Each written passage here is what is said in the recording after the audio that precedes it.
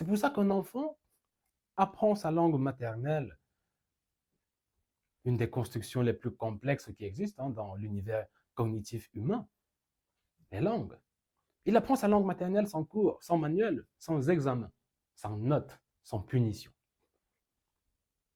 Juste en la vivant. Il faut qu'on le comprenne. Juste en étant exposé à la réalité, à la langue, aux émotions, aux interactions quotidiennes. Voilà comment un enfant apprend. 3 ans. 3 ans suffisent à un enfant pour maîtriser une structure grammaticale que des linguistes mettent des années à formaliser.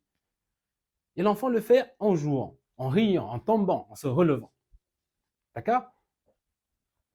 Alors, posons-nous une question simple, une question vraiment simple.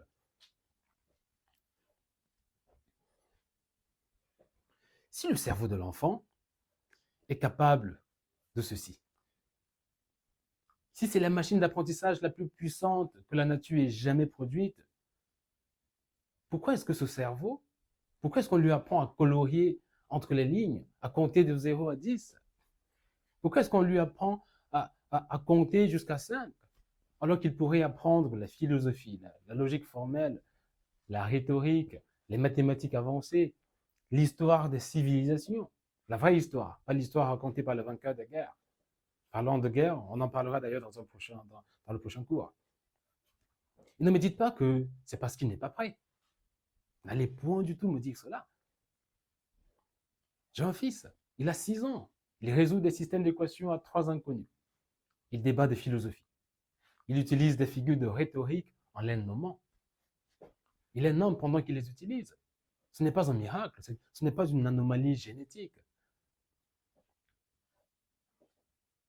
C'est un enfant à qui on a donné ce que tous les enfants méritent.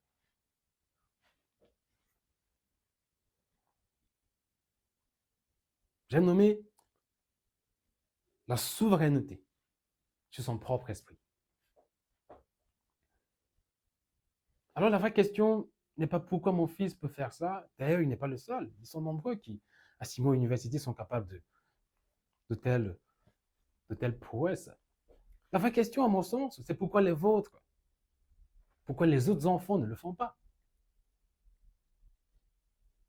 Et la réponse à cette question est à la fois scientifique, philosophique et profondément, je dis bien profondément, viscéralement politique.